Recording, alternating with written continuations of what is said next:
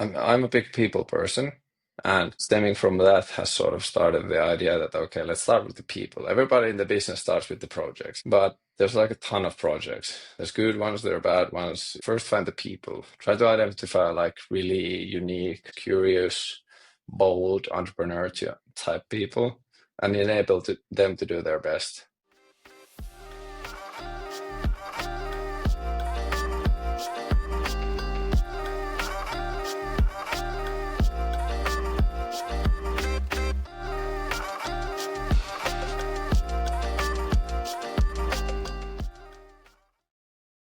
Hello and welcome back to the Hypercube Podcast. I am delighted today to be joined by Ville Kaituri from Olana Energy.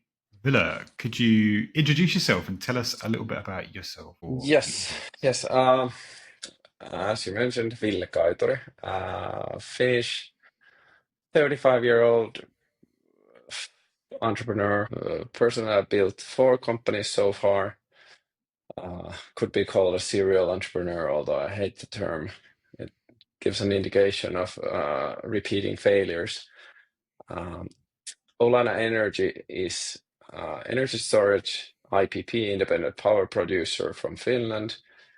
We have 3 operational assets in Finland, and we're aggressively extending into Eastern Europe. So staying away from all established jurisdictions that conservative money is willing to go to, and sort of trying to target the more exotic markets southeast, currently avoiding all conflict areas. So unfortunately not Ukraine, as that requires a bit more different kind of funding than the commercial ones that we're aiming for. That's really interesting. Are the sources of finance and the investors in Finland, or the capital partners that you're looking at, are they actively avoiding those regions or other regions that border Russia, or is it quite Hope straightforward not. if you avoid the war zone?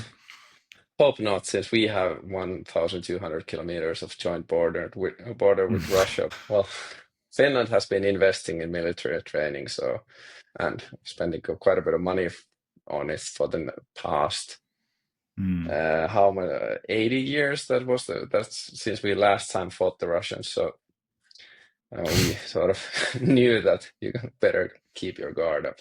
But no, I wouldn't consider the vicinity of Russia being the issue with the financiers. It's more of, I would say, it has to do with the rule of law and the general stability of the society.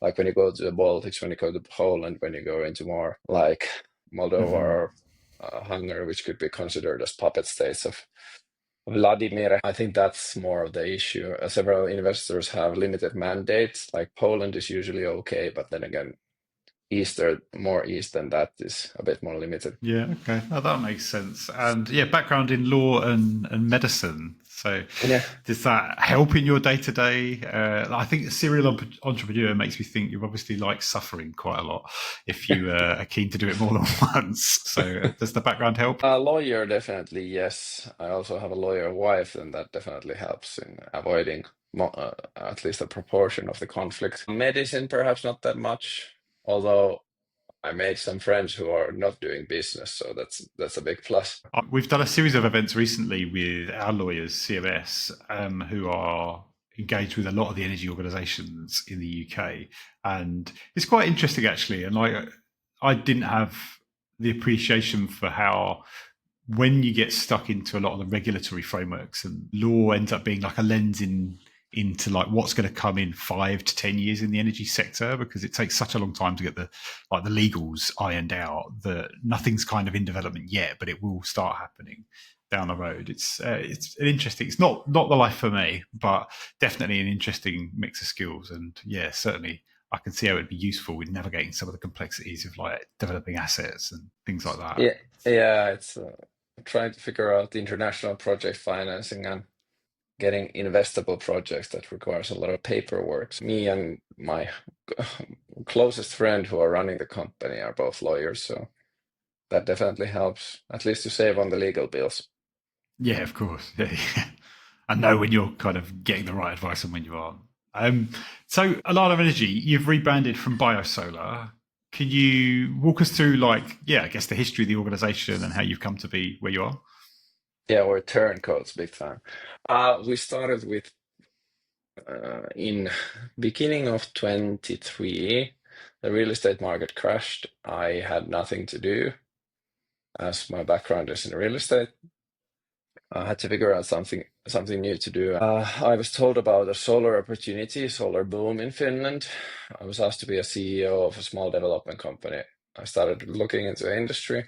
Pretty soon I understood that nobody knows anything about solar at the moment in Finland. So that's sort of a good place to start your company. No, but we had to be working with solar quite heavily, and that was like all that we have achieved. We have had a nice team. We started understanding about the industry, but the projects, they are not worthless, but there's no market for them. So that's a bit of a challenge for a young company. So in last February, we actually went like 200 meters that way to the office of our trading partner Kapala, and they explained to us what is the business case with energy storage. And I had in September 23, Aurora Analytics gave a pitch in Copenhagen Solar Plaza, and they told that the payback period of BESS is 5 years.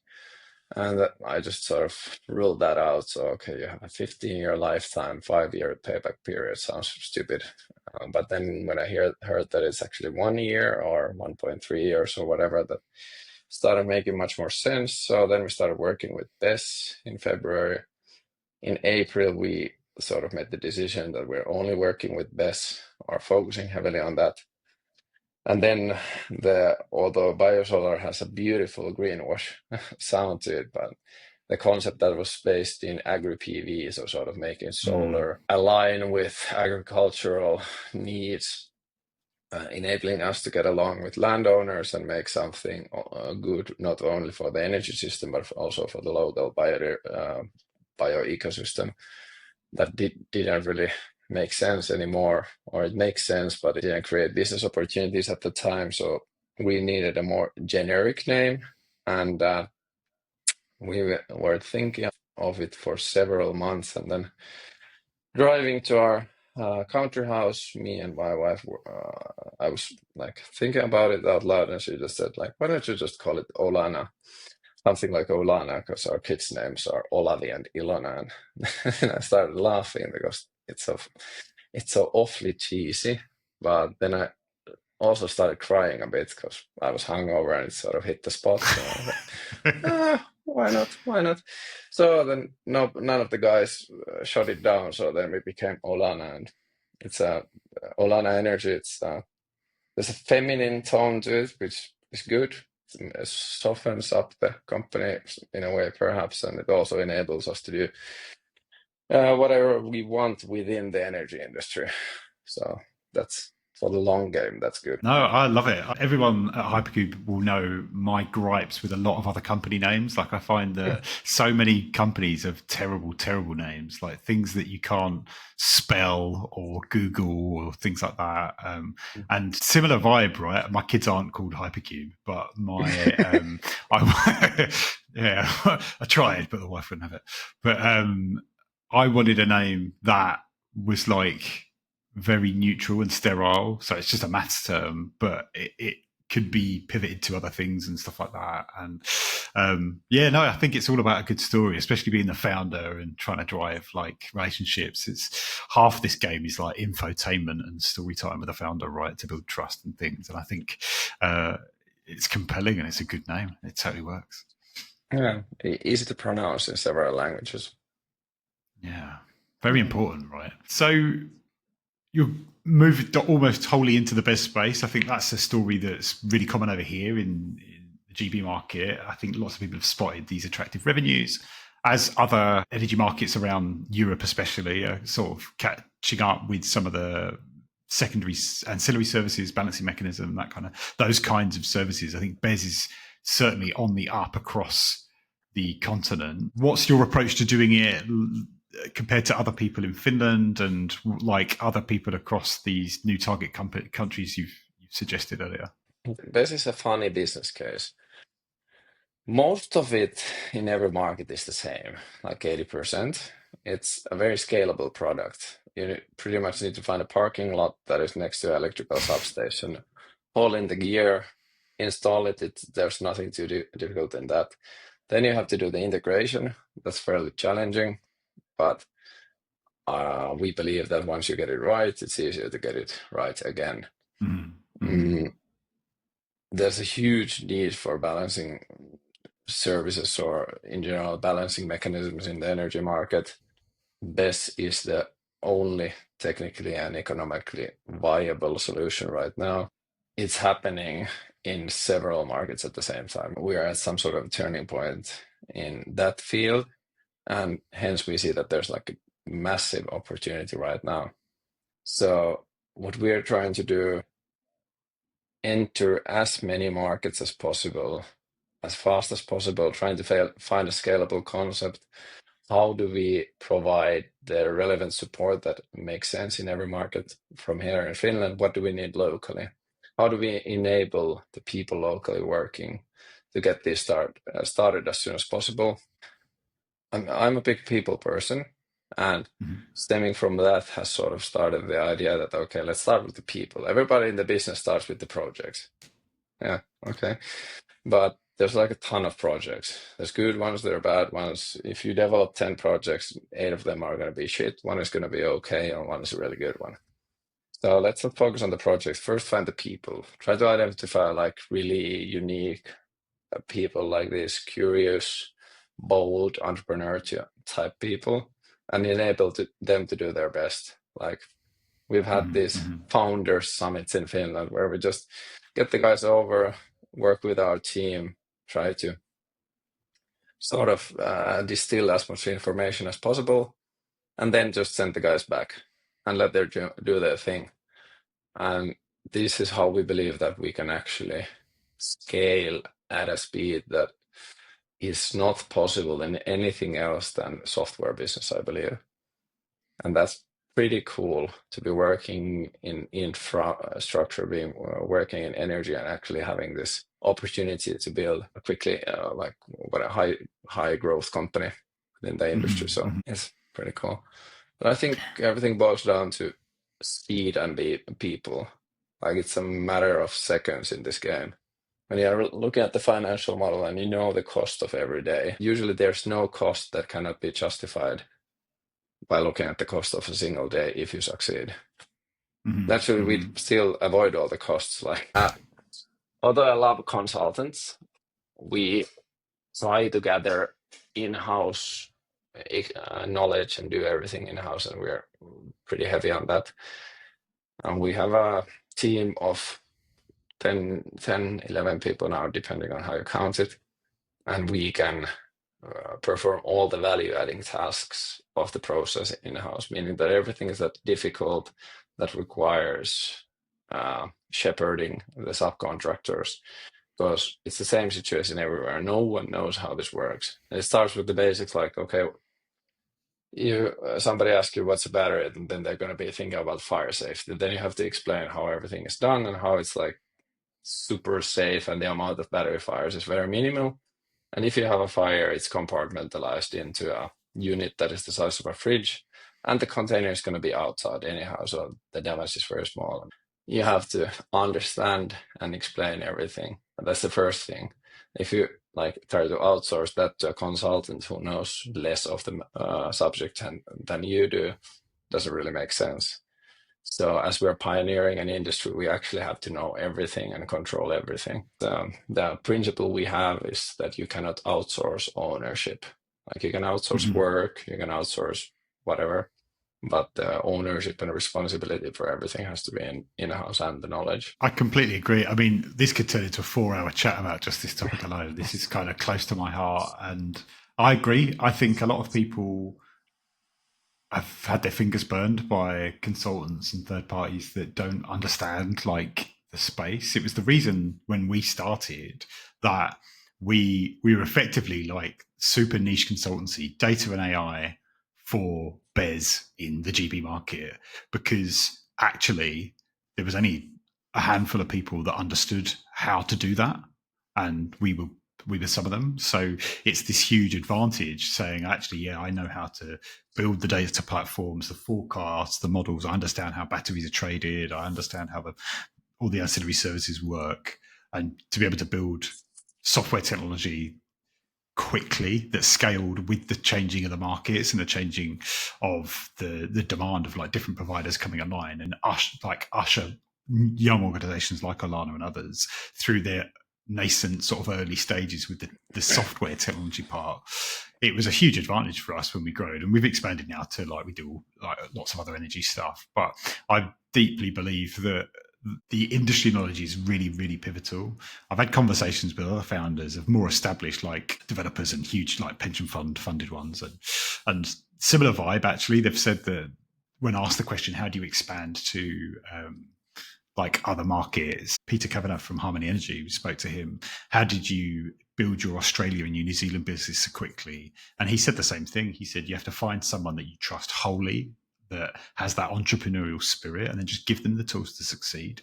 And if you get that recipe right, it will scale and it will grow, and you build like leader doers that can make your business operate in other time zones, other countries. Like, I guess there's a risk appetite that comes with that, and some of them like larger organizations just don't have and can't go after. Do you think being entrepreneurial and having that experience and like your risk appetite maybe being a bit higher than others, do you think that's acting as an advantage for you at Olana just now? Of course. We don't have external equity investors in the company, so we don't have committees, especially investment committees. Everything happens as we go forward. If we do decisions, it's based on WhatsApp discussion between 2, maximum of 3 people, some thumbs up, and let's just go. Somebody press an enter, email goes, and let's see what happens. Of course, there has to be a process. You have to think about risks. I've never ever in my life have I thought so much about risks. But when you have 80% of the information, you just have to go forward, and you can't wait. It's just so frustrating to wait. And also you miss out on the early days of the market when you make the most money. So if we're going to reach our growth target being in 27, we'll have a gigawatt of either operational or under construction assets. To reach that, we can't lose any days, and also we have to be able to get the high revenues from the first years. That's going to enable even faster growth. I hate the term agile. It's like, yeah, but being agile in decision making is probably one of the key differentiating factors we have. Like, of course, we have to satisfy the bank's demands. We have to satisfy investor demands. We have to get the due diligence processes in order and know our stuff. But still, the fact that we can enter these processes and move freely when there's a requirement from an investor, you have to do this, then next week we do it, or preferably the same week. So it's not like a lot of back and forth, a lot of layers of decision making. But again, like similar story, we don't have any external equity like backers or anything like that. We're all funded by our own profits and bootstrapped. And yeah, that same experience. Like, we can make decisions quickly, we can try things, we can take bets.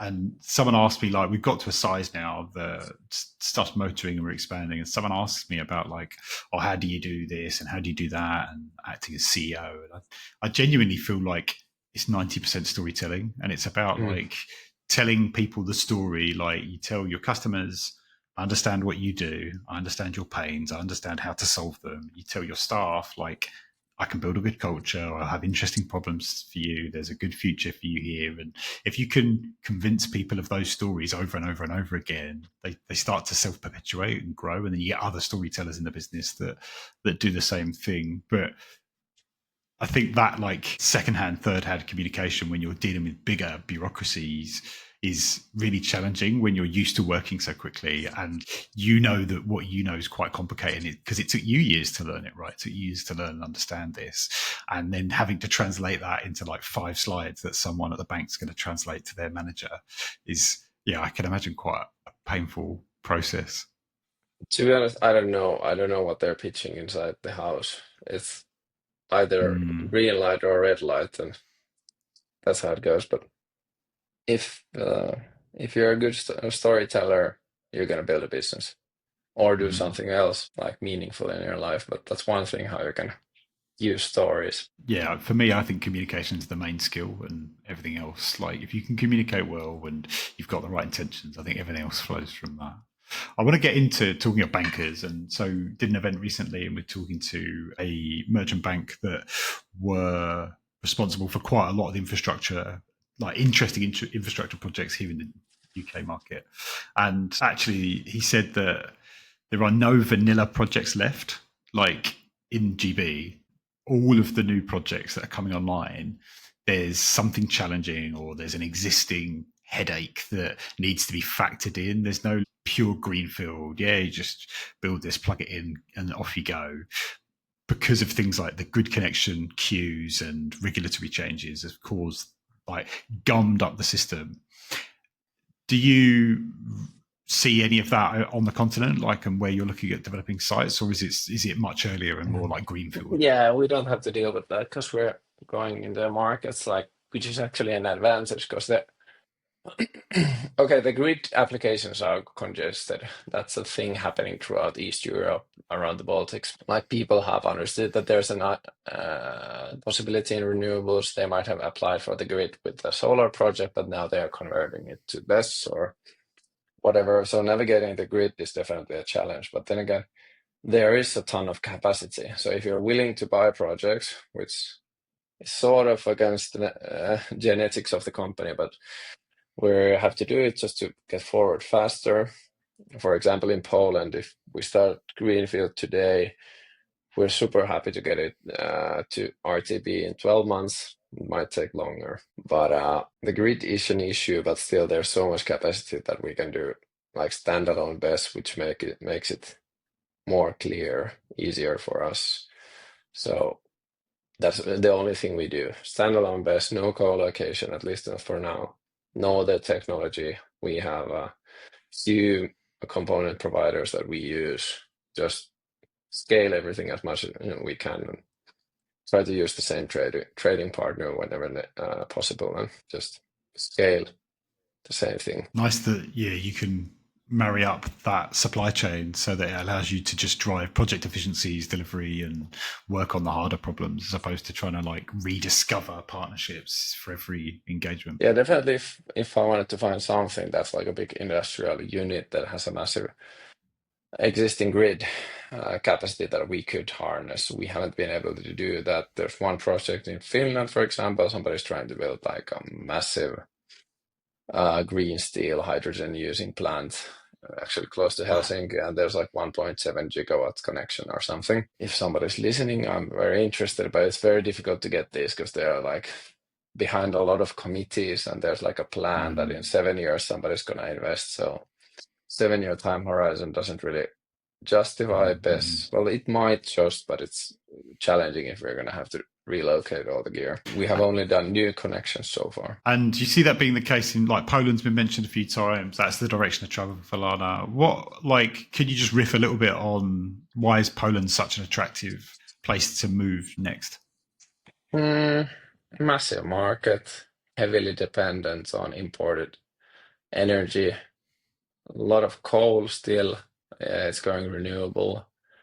High electricity prices, high volatility, especially in the summer. The market mechanics has been introduced last July, meaning that they liberated the pricing and enabled ancillary services. Naturally, the revenues has been off the charts since then.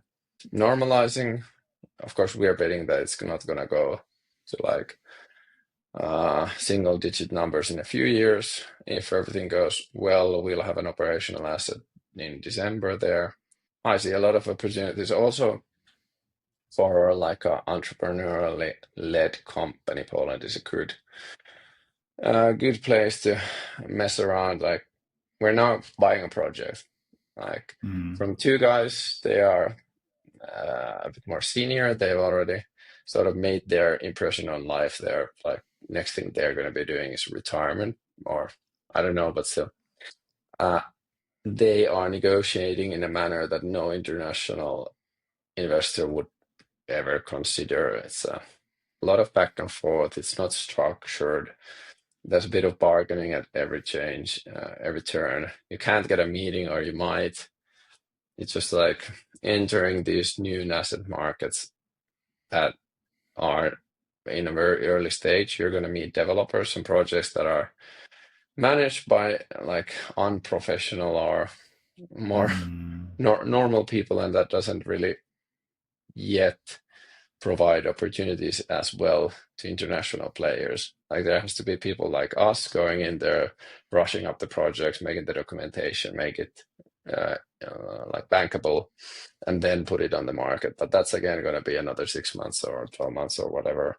So it's nice to be there first, try to figure out the mess, and definitely once again like having the decision making fairly centralized helps on that. Yeah, there's like other types of organization aren't as optimized as a small sort of fast moving but wholly owned company like yours to actually capitalize on those inefficiencies and like make advantages out of some of those challenges, whereas like bigger players might just get bogged down in that and not having the sheer willpower to drive through some of the mud to get to an efficient project. So you've talked a little bit previously about how traditional infrastructure investment models don't really work for storage. Could you break that down a little bit? Yeah, well, I guess they do, but you just have to buy a report from Aurora or one of the analytics houses and trust that. But it's sort of silly, because if you're working in infra, you're assuming a 20, 30-year like investment lifetime, and assuming that everything's stable. But batteries as such, they are meant for volatile situations. They are meant for the days, minutes, hours when everything goes south, and that's where they are most critical and provide the most value. So this like 15-year prediction making, it's just, at least to me, it seems very silly, because you have to sort of, to be able to invest in this, you need to be able to believe that there's a need for storage capacity. There's need for balancing mechanisms, that this technology is going to be like the best one for the near future. And you're going to have to believe that there's going to be fragmentation and volatility increases in the market. And that's what you're betting on. And if somebody's like trying to forecast what's going to happen in the energy market in 5 years, they're just like pissing in the wind, and it's not going to be accurate anyhow. So that's maybe my dilemma with the infrastructure investment methods in the game. But then again, I can't complain. Like there are few things that you can summon up equally much financing, because it's sort of within the infrastructure domain, meaning that you get reasonable or slightly less reasonable terms, massive amounts of financing being available. I have a bit of an issue with venture capital financing, for example.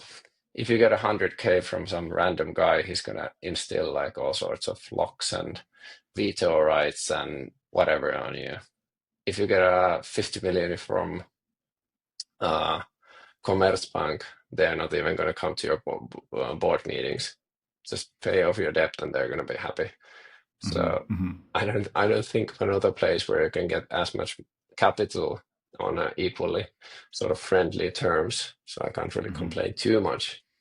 But it's just the investment process is not perhaps the best suited for energy storage.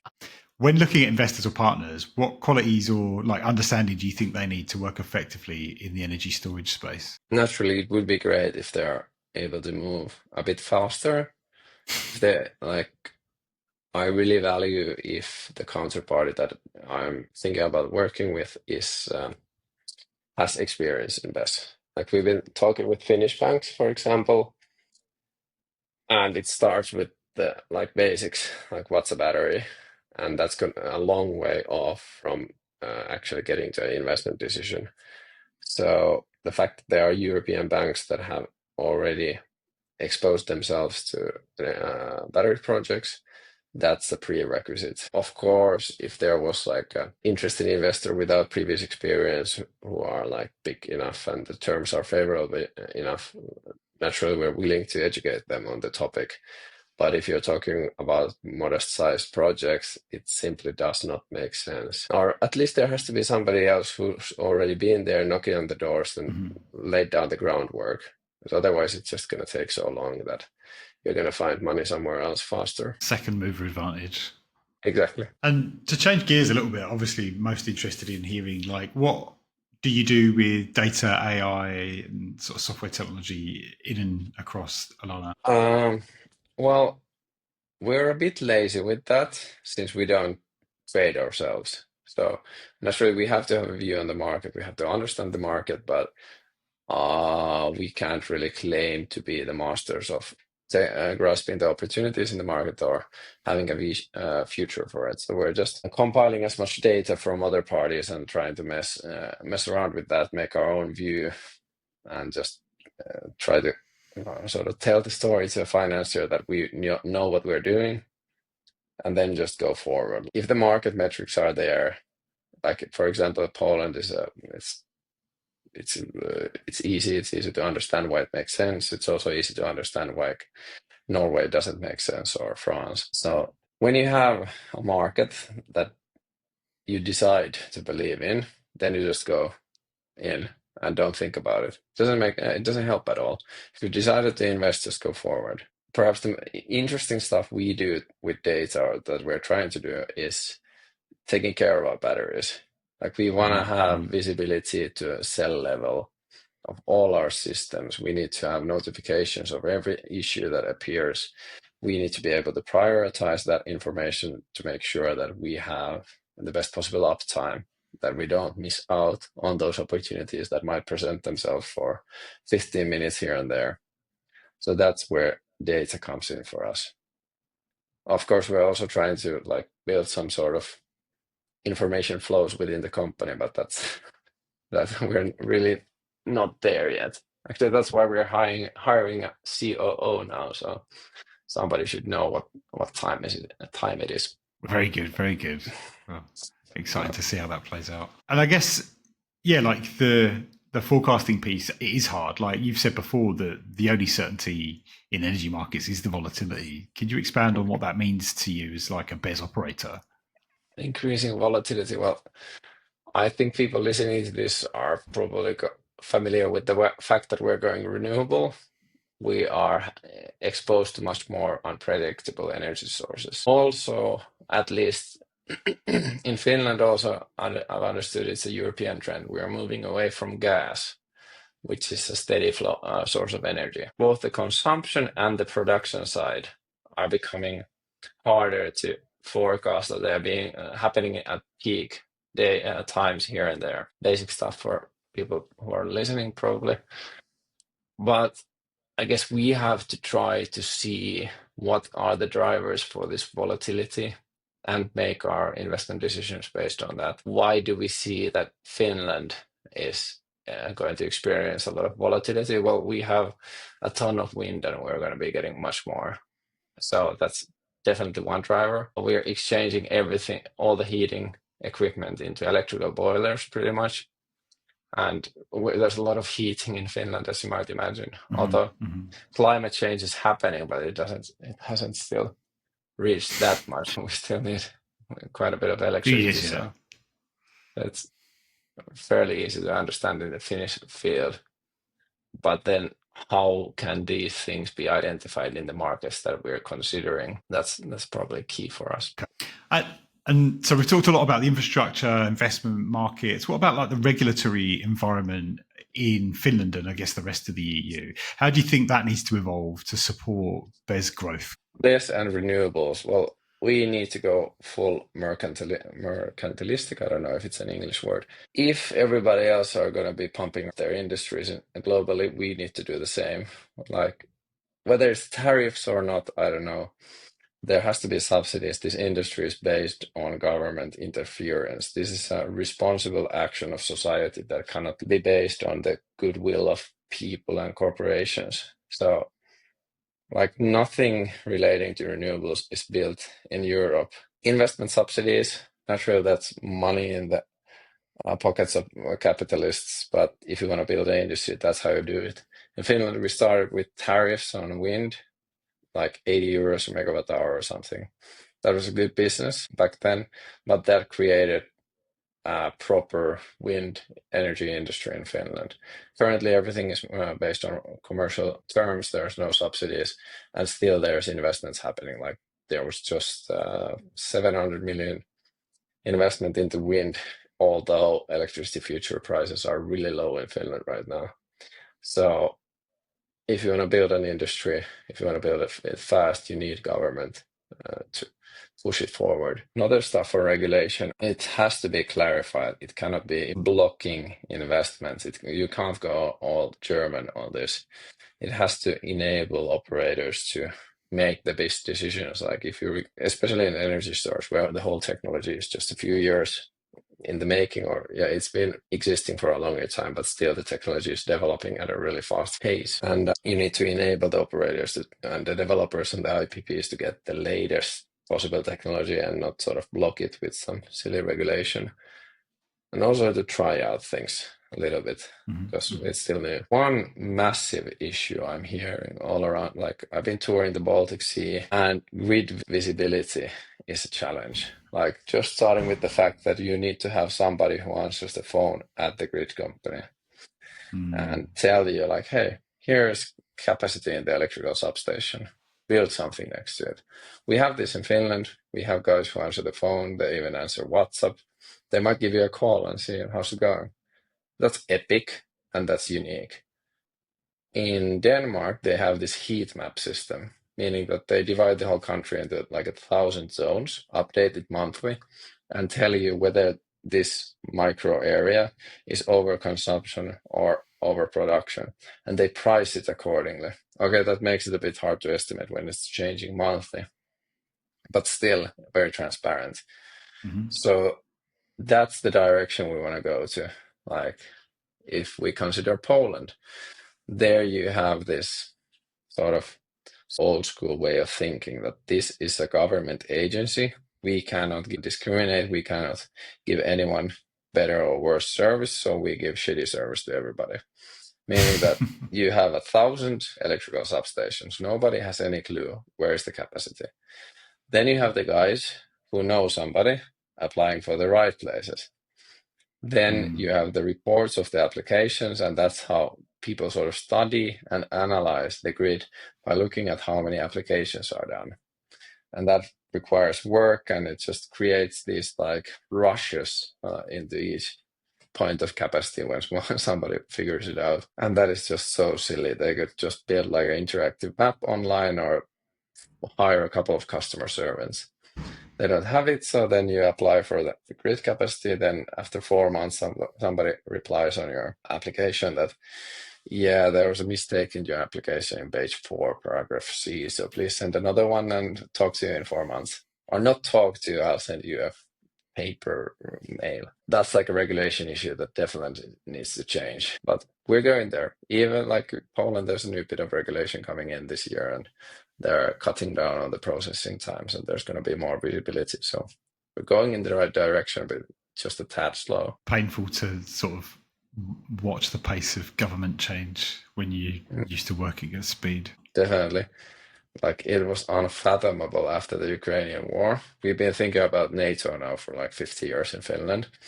I was just like, why are you not doing it now? The war might end and then we like lose out on the excuse, because the thinking has always been like, we can't do it because we're going to piss off the Russians. Then there was like 6 months of back and forth. Like the politicians were definitely doing their thing. They were working on it, but it's just like, there's a war going on. How can it take 6 months? Okay, then they pushed it through, and now we're members of NATO. That is apparently a useless organization these days, but still, we got in. Just probably as last guys to partake. That's still less embarrassing than Brexit. It's been amazing talking to you.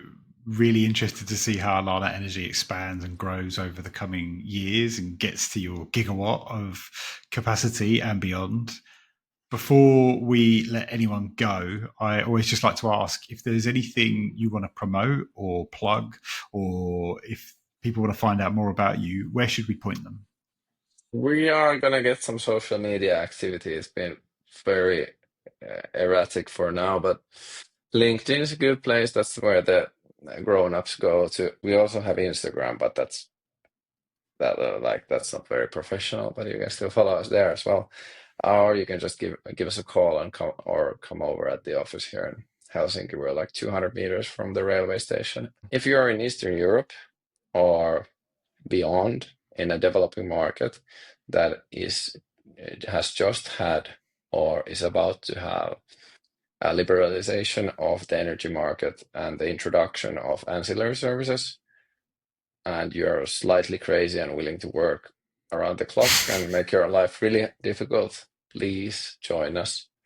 And if you are a bag of money, or sorry, you hold a bag of money and you want to invest in renewables or energy storage in specific, please give me a call and we can talk. Amazing. It's been a great conversation. Thank you. And yeah, all the best. All the best. Thank you. Amazing to hear about all the exciting things going on at Olana Energy. It's interesting to see how they're tackling developing and interesting new markets like Poland and the Baltics because of the freshness of projects and the way things are done, and how they're using like data and AI to do interesting stuff around battery analytics and health and start to optimize their operations. So really interesting chat, and yeah, excited to see where Olana goes in the next few years.